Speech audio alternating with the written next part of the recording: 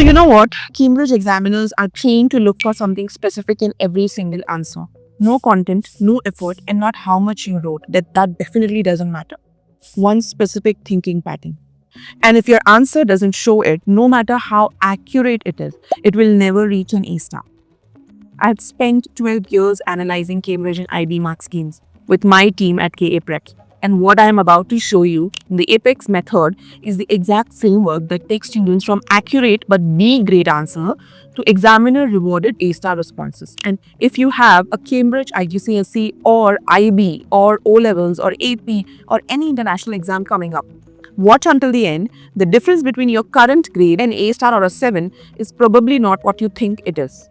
I am Karishma and I have been a Cambridge and IB educator for over 12 years. I have access to something most teachers and students never see: the internal assessment logic behind how CAIE examiners or IB examiner are actually trained to mark. Early in my own academic life, I was preparing for one of the most competitive entrance exam in Asia, and I had everything: the perfect notes, every past papers, color-coded summaries, and I consistently fell one grade short. When I moved into facilitation and educating Cambridge and IB students internationally, I saw exact same pattern.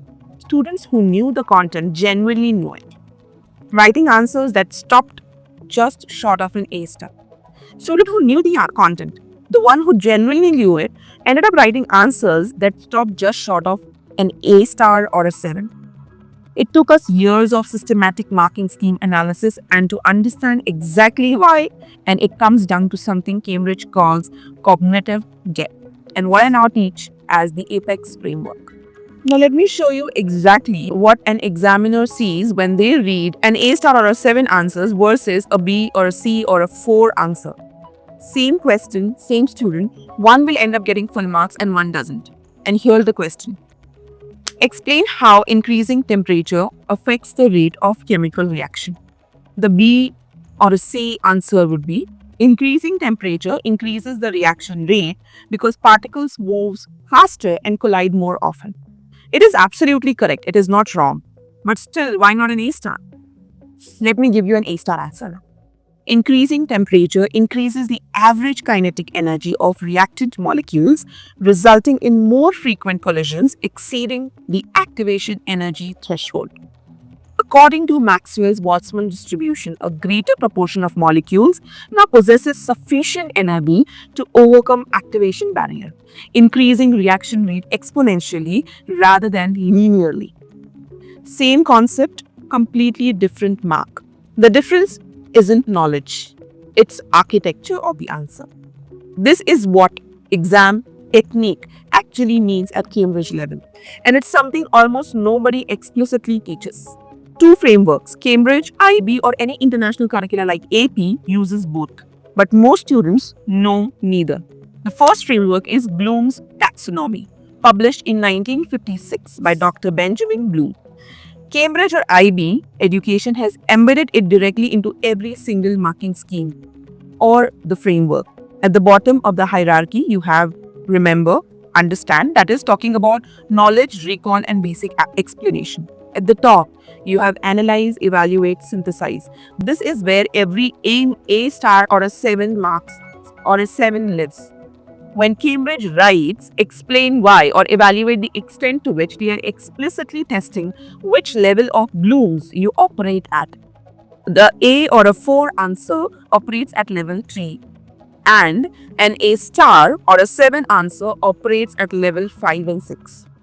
The second framework is constructive alignment by Dr. John Biggs. Cambridge or IB mark schemes are deliberately written to mirror the thinking pattern they want to reward. The mark scheme is the blueprint. Every bullet point in the mark scheme is a thinking pattern, not just a fact.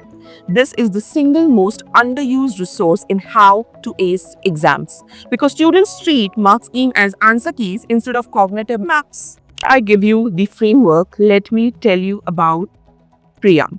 Priya came to me predicting B grades in both IGCSE chemistry and IGCSE physics. She wasn't struggling with the content. She could explain every concept. Her problem was exactly what I just showed you in that reaction rate example. She was writing accurate answers at Bloom's level 3. Cambridge was rewarding level 5 and 6. We spent 3 sessions working exclusively on answer architecture with our K-Preps educator, not content revision. The final exam result was an A in both Chem and Physics. Definitely same knowledge, different structure, and here's the exact framework we used. I call this an APEX method. 4 steps, works across every Cambridge or IB subject. A stands for assert with precision. Do not start your answer with a vague language. Use subject-specific terminology immediately, not the thing that carries oxygen. Instead, you should be writing hemoglobin in erythrocytes. Cambridge or IB examiners are trained to reward precision in the first sentence. P stands for prove through evidence and mechanism. State what happens and why it happens at the mechanistic level, not temperature increases reaction rate.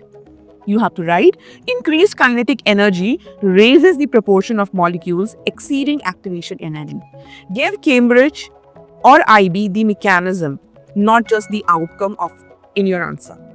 E stands for explain the causal change. Use explicit connector language.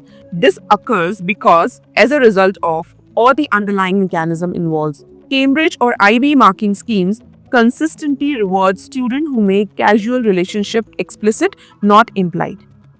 And X stands for extrapolate to significance or evaluation, according to Bloom's taxonomy.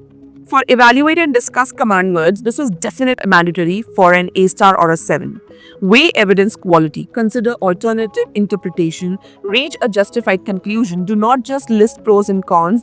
Make a judgment and defend it. Let me run APEX live on a biology question so you can see exactly what this looks like in practice. As you can see on my screen now. Question: explain how the structure of a red blood cell is adapted for its function. Without APEX method, a B grade answer looks like this. Red blood cells have a biconcave shape which gives them a large surface area for absorbing oxygen. They have no nucleus, so there is more room for hemoglobin. Now with APEX formula, an A star or a 7 grade answer, erythrocytes exhibits biconcave dyes morphology that maximizes surface area to volume ratio for efficient gas exchange.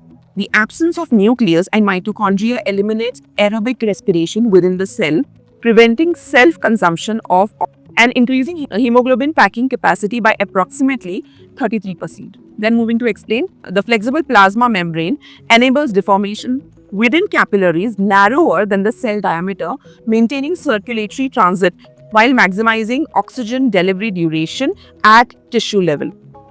Extrapolate. Each modification optimizes a specific limiting factor in the oxygen transportation system. Notice the difference.